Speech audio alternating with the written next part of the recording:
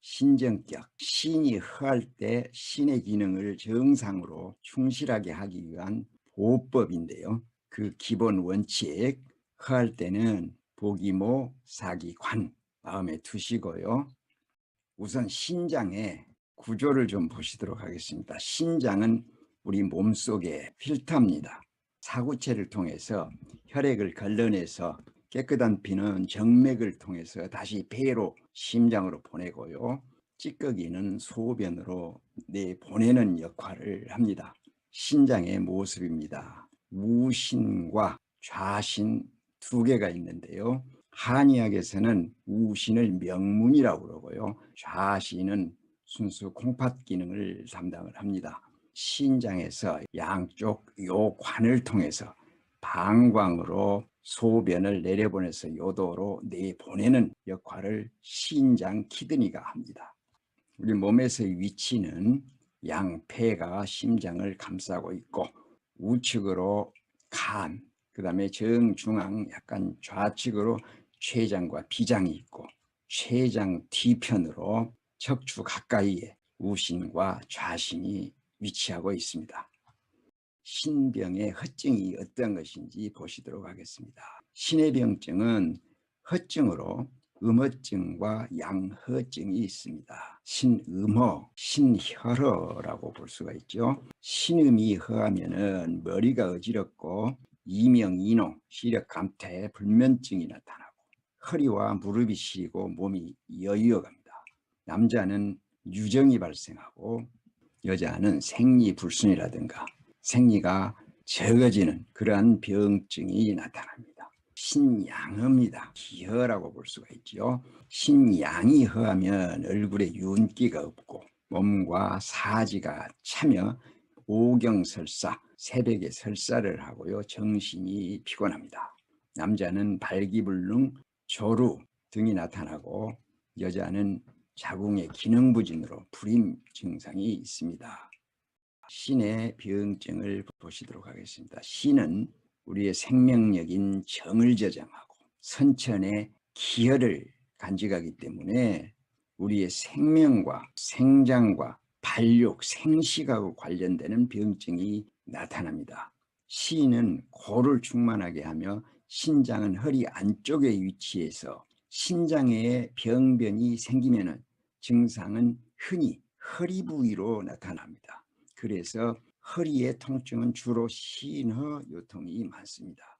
병증들을 보면 신장염이라든가 신우염, 신결석, 신부전, 부종, 야간, 소변 자주 보는 거, 빈혈, 고혈압, 당뇨, 전해질 불균형 이런 병증도 다 신과 관련이 됩니다. 신허로 신정격을 사용해야 하는 병증들입니다.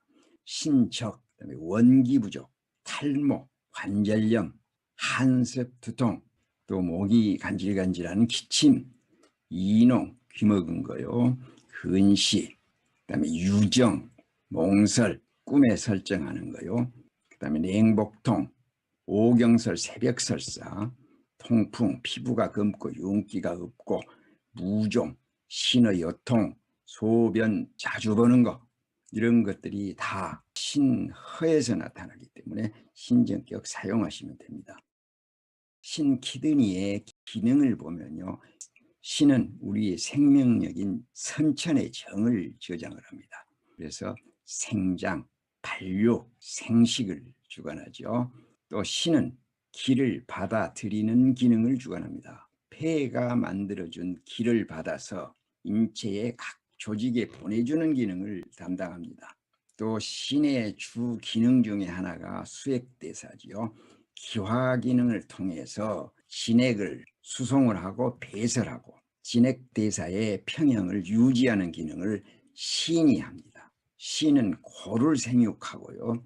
그 상태는 머리털에 나타납니다.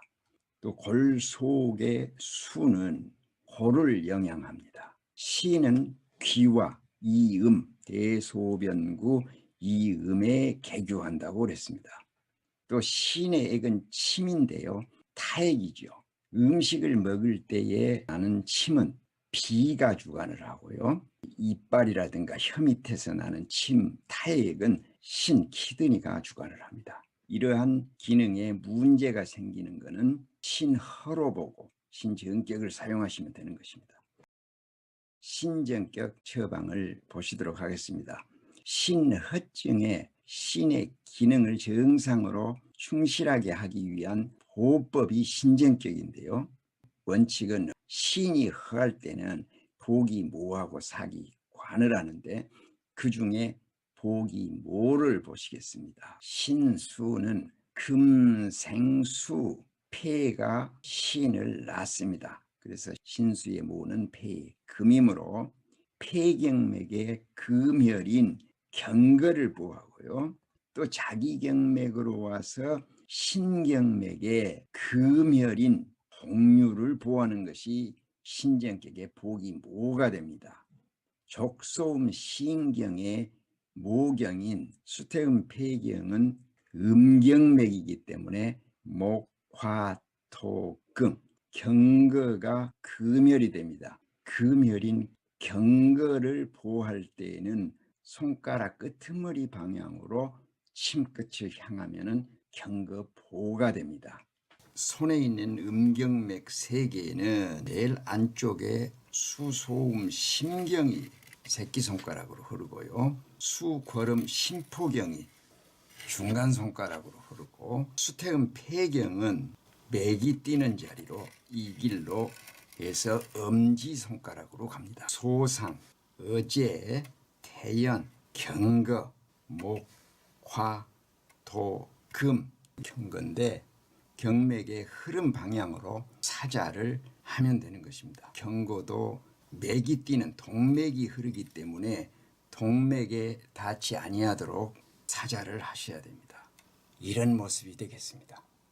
그 다음에 자기경맥인 신경의 금혈을 보호해줘야 되는데 목, 화, 토, 금, 복류가 금혈이 됩니다. 음경맥이기 때문에 이렇게 올라갑니다. 복류도 보호할 때는 침끝을 이렇게 올라가는 방향으로 사자를 해주면은 자기경맥의 금혈인 복류 보호가 되겠습니다. 발에 있는 3개의 음경맥은 족태음 비경이 이렇게 적백육제를 따라서 올라가는 흐름이고요. 그 다음에 족궐음 간경은 엄지발가락 발톱 바깥쪽 모서리에서 이렇게 제1중족골과 제2중족골 사이를 타고 이렇게 태충으로 해서 올라가는 경맥이고요. 오늘 공부하는 족소음 신경은 발바닥 용촌에서 시작해서 이렇게 연곡으로 해서 안쪽 복숭아뼈를 돌아서 태계로 태종으로 수천 조회 복류, 이 복류에 보호를 하는데 신경맥은 음경맥에서 올라가니까 이 침을 올라가는 위쪽 방향으로 침을 하면 됩니다. 옆에서 보시면은 이렇게 위로 향한 침이 됩니다.